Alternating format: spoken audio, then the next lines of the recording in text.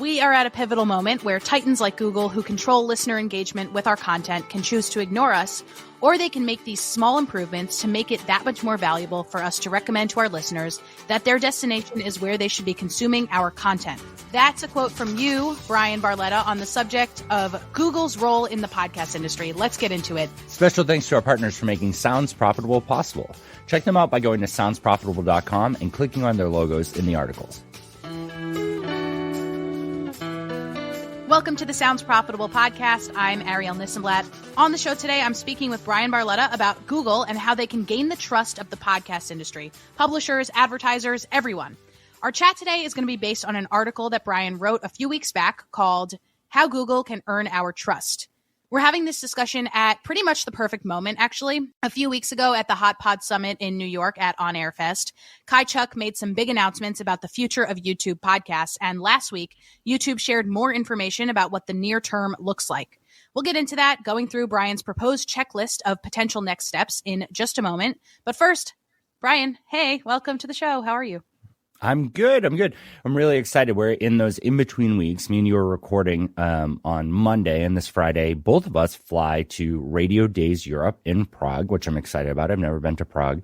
We're coming off of South by Southwest and Podcast Movement, so it's a little bit tight timeline-wise, but we're getting everything in that needs to get done, because after that, it looks like, and I could be wrong, and I'm not trying to curse it at all, April's going to be pretty light on travel. Which is really exciting because May and June pick right back up.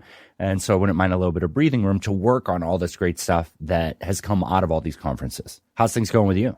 Good. Speaking of Prague, I was listening to On with Kara Swisher about how she's using ChatGPT to plan things in her life, like to use it for more than just like, let's test what it can do.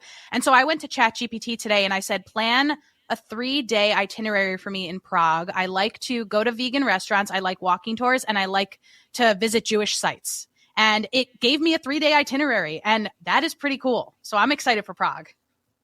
Yeah, I mean, not to dig too deep into the AI side, I saw a take that was really interesting that was talking about how people were staying out of crypto previously and staying out of VR, and something about AI has been really attractive to them. And I have been consuming as much of it as I can lately in interesting ways, seeing how it can be used as prompts and used to expand on ideas. A friend of mine is working on something that takes a video and breaks it down into a solid blog post or a newsletter. And I'm just so excited about all the ways these things can be used. I think we're barely scratching the surface of it, but I think that this is going to be a newer tech enhancement, he says, as he has at least one VR headset, that I'm going to be really interested in. So I'm pumped that you tried it that way. I should give that a shot too. It's really cool, but you don't need vegan restaurants anymore. Oh, no. Did you just out me on our own podcast? I outed you. Yes, are you ready to talk about it? Yeah, I quit being vegan a few weeks back. I wasn't feeling particularly well, and I reevaluated that my diet was because I was really heavily in vegetables and then tons of processed foods. And I just wasn't feeling great. And the reason I went vegan was to feel better. So after 4 years, started introducing more foods into my diet, and I feel much better. Wow. I do tend to still eat that way primarily, but it's been a nice change.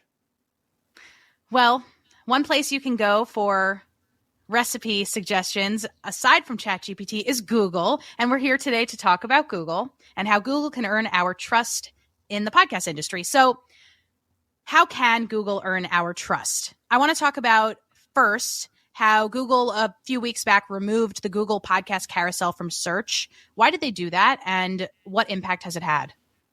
I think the big trend that I'm going to be able to say across all of this is I can never speak to why Google did anything. The more I get to talk to the people there, what I realize is everybody who I'm talking to is an expert on a specific area and understands what they do very well. They're all curious to learn about more areas besides that, but it's not some interconnected machine that I had hoped for. Maybe Kai at the top knows what's going on, but I get the feeling that the people that I'm interacting with are good at what they're focusing on and can't speak to the bigger thing. I think that why it's impactful to me for removing the carousel, or rather, I mean, they've added some of it back, but they're removing the data from Google Podcast Connect, is because it was a unique value prop. being able to see how people would find your podcast through search was something that none of the other partners were able to provide. But Apple, Spotify, Amazon, all the other connection points, all the other podcast connect type setups didn't have this specific data point. So I do think in general, most people undervalued it, but I was constantly excited to see what that data was. And in fact, it's been a big part of what's drawn me personally to YouTube, to see analytics like that. So I guess it seems like their focus is to drive people towards YouTube, if I had to speculate, because those similar values are listed in YouTube still. Okay, so talk to me about what makes you say the following, quote, growing podcasting is our number one goal. It sounds profitable, even if it means that growth ends up in another media channel, end quote. I agree with that very much, and I'm sure I'll have something to share, but I want to hear from you. What is the best case scenario here if Google really is able to help grow the podcast industry on the whole, and what's the worst case scenario? Well, I like to think that Google is really pushing us to be creators. I think that we're finally getting that incentive to be more than just audio and more than just on demand. You know, we're seeing the ability and the interest to stream this live, like we saw with Clubhouse and with Twitter Spaces and all of that. And it's still audio and we can still repurpose it. But YouTube is saying we have all these tools. We're open to just video and a light we're open to just audio and a light video component. You can do more video and you likely will be rewarded more for it. I think that's pretty clear there. But they're saying you're creators. And that was a big focus of why I had a panel at our space at Podcast Movement called Should YouTube? And it had, Joanna from Tinkercast and AJ from The Roost. And it was really fantastic because what I was really trying to pull out of that was we're creators now. If we want to be in video and in audio, if we want to be in display and text and all of these things, we're creators. And that's not a bad thing, but we need to think about each channel separately. And the cool part here is Google is saying, dip your toes, take your audio, put some sort of visual component for it, put some sort of visual component behind it, and share it on YouTube to see if this is successful for you, if you can find some natural results, and if you can grow it over there. And I think it'll motivate a lot of people to create a true video component. I think what's really interesting, to swing back to AI, I got a demo at Podcast Movement from a gentleman whose company is all focused on using like Mid-Journey prompts to create almost a motion comic, right? Yeah. And at first I couldn't tell if he was trying to pitch me his specific show, which truthfully, it didn't have that much of an impact as like a sales tool for that specific show. But the idea of if that could have been how every Q Code podcast or, every Realm podcast is made into a visual, right, with some sort of motion graphics at an affordable rate, I mean, that's really exciting. So yeah. I think that YouTube has finally said to us, podcasters, you're creators. You prefer audio. We're going to give you preference to make your audio work in our video environment, but we'd encourage you to be video as well. And so that's really where I'm focused, right?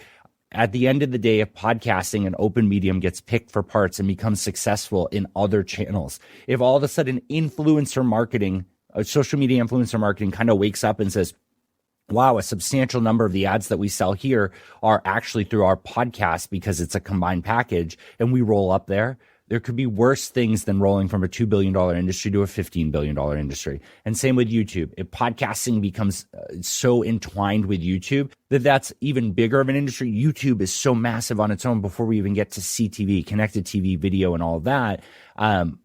There could be worse things for us to roll up into other things or to be represented by other media channels if the people in this space continue to be able to create in their preferred method and grow a business. You also wrote this article before Kai Chuk made the announcements at HotPod. So you were not yet fully aware. I think we thought RSS ingestion was coming, but we weren't totally sure that it was happening. So yes, I mean, now that is coming down the line, does that change your quote at all? Growing podcasting is our number one goal. It sounds profitable, even if that means growth ends up in another media channel, because this way it'll sort of be streamlined. Well, to be fair, today, right now, what they're talking about with the RSS ingestion is that they'll take your RSS feed and automatically create those videos for you. And I don't think that that's a bad thing, but it's still not making the calls back to your hosting platform. This is one of the things that I've been pushing on the team at Google for, and it seems like they're receptive to it, but we just need to honor the download.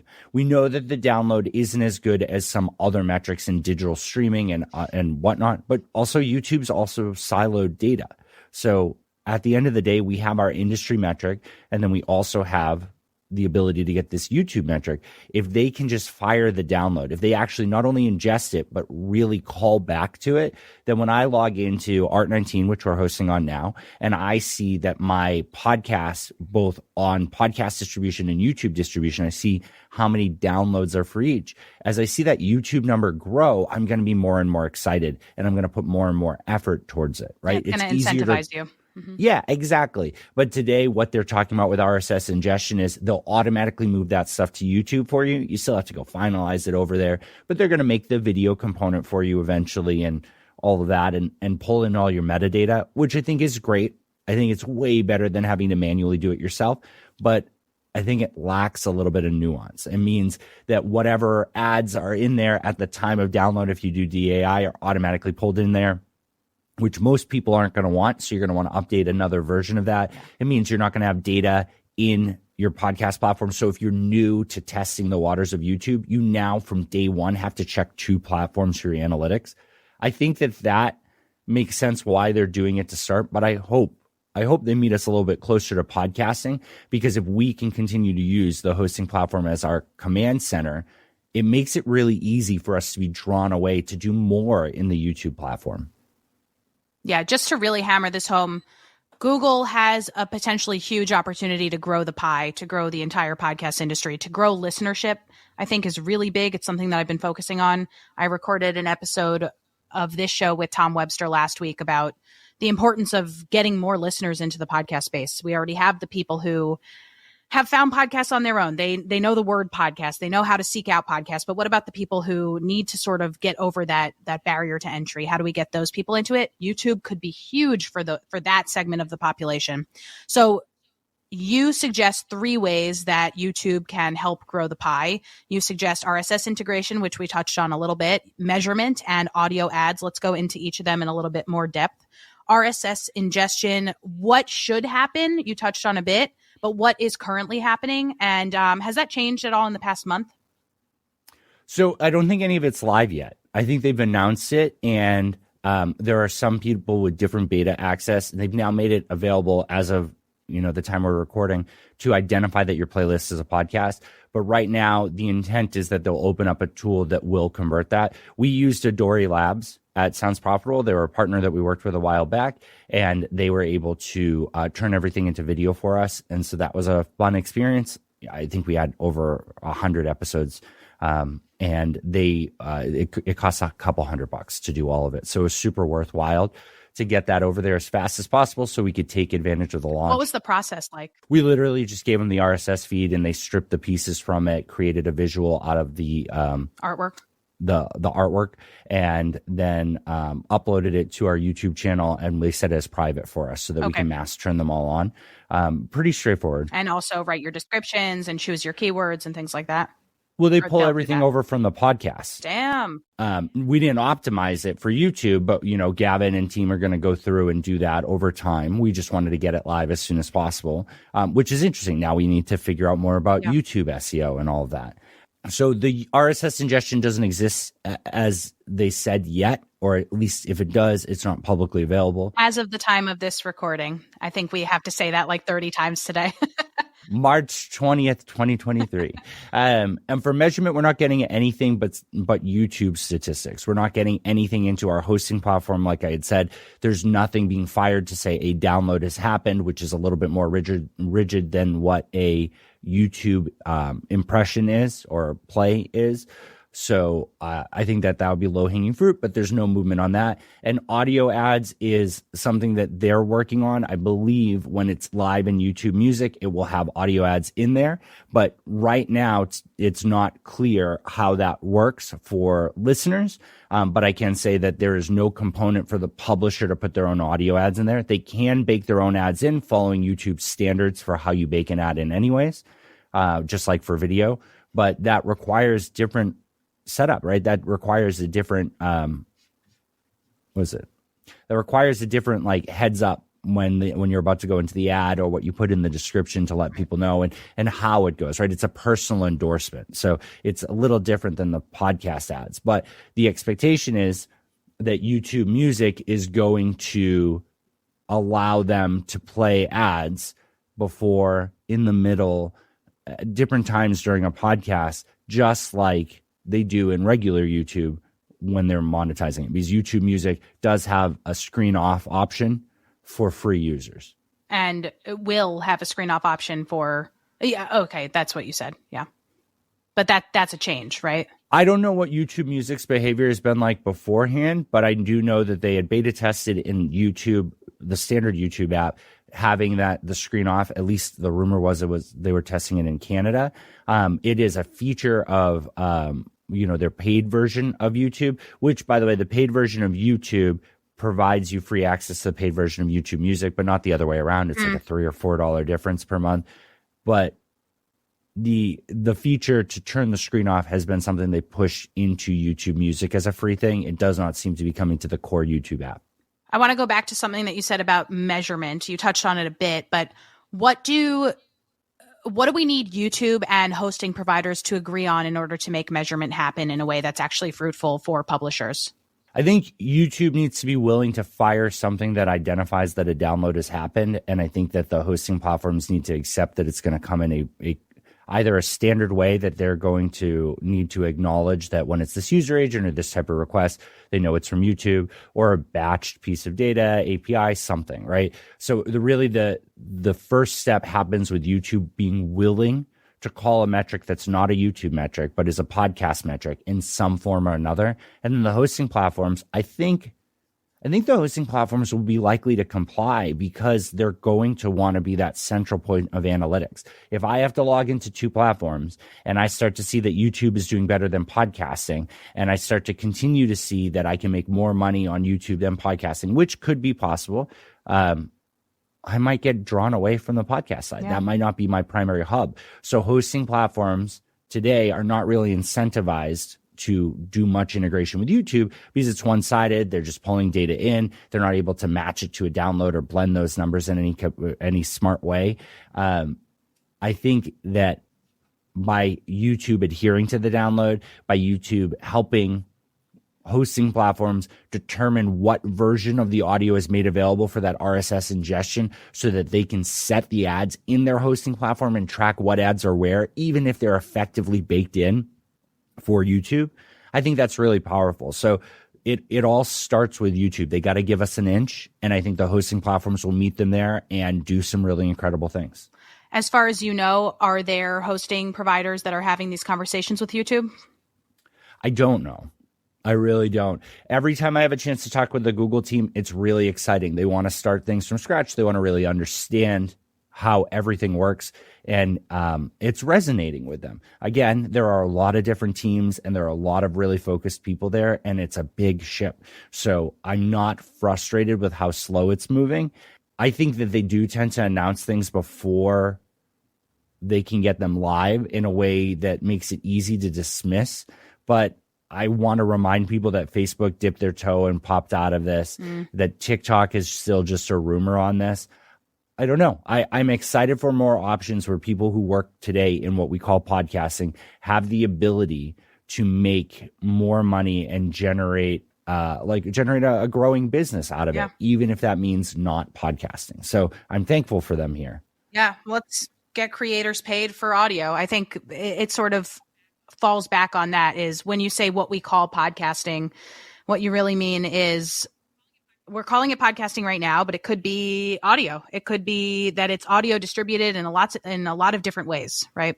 Yeah, I think at some point we're going to have to watch the word podcasting get challenged. I've talked to you about this before. I think we have three industries, right? We have the long tail user generated content, the stuff that we tend to see on Spreaker, on Anchor, on these starter platforms where they can or can't be monetized. They might be free or incredibly cheap. And it's just the fun and creation of it with no high production value or no intent on making money. It's like blogging. It's like tweeting. It's all of these attempts to get your voice out there however you want. Mm-hmm. Then we have core podcasting, which is the business, what me and you are trying to talk to in our day to day and through Sounds Profitable and all of that. That's the people who are here, that it's a business, whether it's mid to enterprise, it all covers there. And then there's kind of Hollywood, which I feel continues to miss the mark. All the streaming apps, what wouldn't they benefit from having the ability to turn the screen off and someone to listen to that two-season HBO Max Batman podcast that you can't turn the screen off on your app? I believe Rosario Dawson's in it. I could be wrong, but my understanding is that it's a pretty good cast. It's different than the Spotify one, but you have to leave your screen on. I can't watch something while I walk down the street, but I can listen to something. What more does that do when that streaming, that Hollywood style app pulls me in and becomes my main entertainment hub instead of just video hub? So that's what I think YouTube's kind of after right there. I shared a statistic on Twitter at one point. It showed that it's almost like 24% of people's first application they open when planning to watch connected TV is YouTube. Wow. And I think Roku was second at like 11 or 12%, and Netflix was like 8 or 9%. Wow. We're talking multiples higher go to YouTube. And so that's that Hollywood area, but it's also mixed with that user generated content, because I left YouTube out there, but that's what it is, right? Anybody can just put it up there. Anybody can hit a threshold and get paid. There's no cost to get started. That's the interesting thing right now. We have one word that defines all three of those industries. This is a podcast that gets a couple hundred downloads and people love. There are podcasts out there that get millions of downloads and people love them or hate listen to them. We're in an interesting point, and I think the word, because it's open, is going to continue to be challenged. And I think our industry rightfully will flow to where they can make a career and a successful business out of it. Where do you fall on the YouTube for consumption? When you turn on the TV, do you go to YouTube? I actually started my career doing app reviews on YouTube. Damn. And at like 13, 14, no, I guess more than that, almost 15 years ago, I was doing. Wow. I thought you were saying at age 13. I would pay for that. Jeez, no. No, but I was like, I was an awkward kid recording videos of me playing with an iPhone, talking about how the app worked and writing articles about that. So I put out a lot of content on YouTube. People can still do find my cell phone number and text me, because I wasn't great at blurring stuff out. But I don't know. I never got into the consumption side of it. I would watch shorts here and there, but it's never been something that I just throw on. I have 2 young kids. I've been warned away from YouTube Kids sometimes because I've seen my friends with kids show me some of the stuff on there, but also there's great content. So I don't know. I think I somehow missed it, but at the same time, I'll put on Twitch, or I'll put on a video stream that's on YouTube that used to be on Twitch to watch after the fact. It's when I sit down on the couch, it's a very different environment for me. I'm 37, so I think I'm more akin in that mindset to what I would do with my parents. Like, we'd watch like must-see TV type of things, like tune-in television.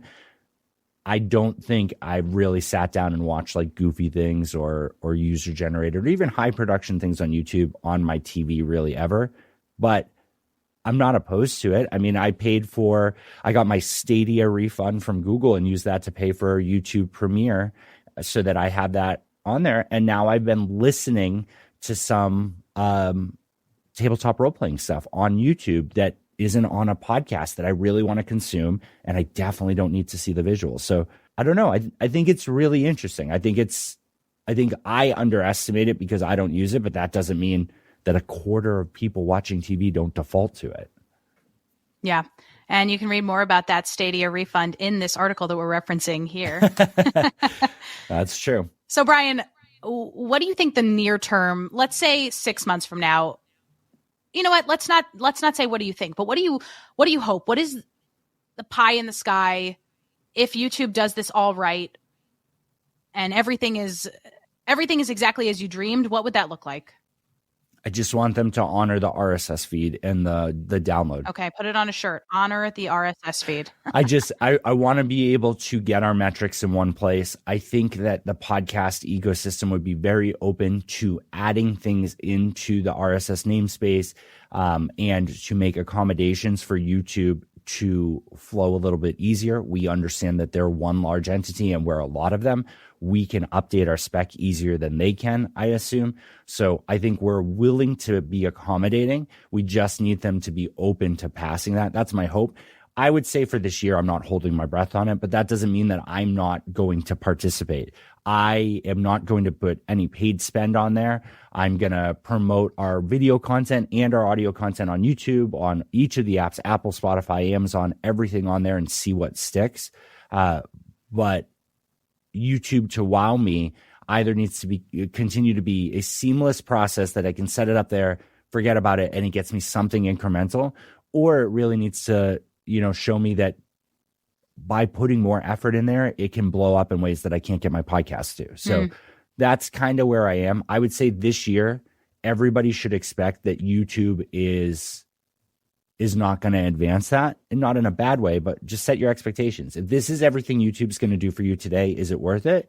And I think that for me, a couple $100 to get our podcast over there and see what happens is super worth it. Before we close out the show for the week, talk to me about the latest research from Sounds Profitable. What did you uncover and where can folks go to learn more? Absolutely. So this is going to go live the morning that the research is going out. So I don't want to blow up Tom's spot too much. Why not? But we'll have a link in the description. Please come sign up for it. We'll also have it on demand shortly after. It's called The Medium Moves the Message. And we did it in partnership with Signal Hill and all of our amazing sponsors. Signal Hill has been the partner that we've been working with most recently to field the study, and very excited about the support that they've given us there. The focus here is to view podcasting in comparison to broadcast radio and television, to learn more about the audiences that consider themselves primary in each of those formats, advertiser affinity, and how people respond to ads in each environment.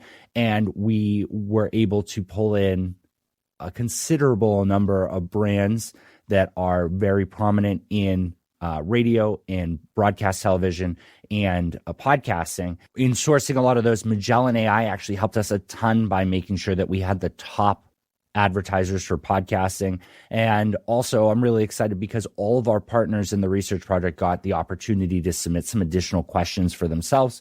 So that means that their versions might be a little bit different when they bring those live with additional data they have. So definitely stay tuned for all of that excitingness.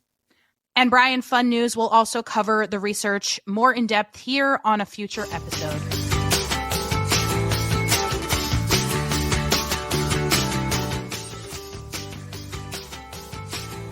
Hey, what'd you think of this episode? We would love to hear from you. I'm on Twitter at Ari This and That. Bryan is at Bryan Barletta, and Sounds Profitable is at Sounds Prof News. We're also on LinkedIn. Just search for Sounds Profitable. If you want to send us an email, you can reach us at podcast@soundsprofitable.com. I assure you, I read all the emails, so send them on over. This episode was recorded remotely on squadcast.fm, the best way to capture high-quality audio and video. We use Squadcast for our podcast and all of our product deep dives. To try it out for yourself, go to squadcast.fm and start a free trial. To access our articles, product deep dives, the Podscape, our research, and more, head to soundsprofitable.com. Thank you for listening to this episode of Sounds Profitable Podcast with me, Bryan Barletta. And me, Arielle Nissenblatt. This episode is put together using Spooler. It's edited by Gavin Gaddis, our head of content. Congratulations, Gavin. And it's hosted on Art19.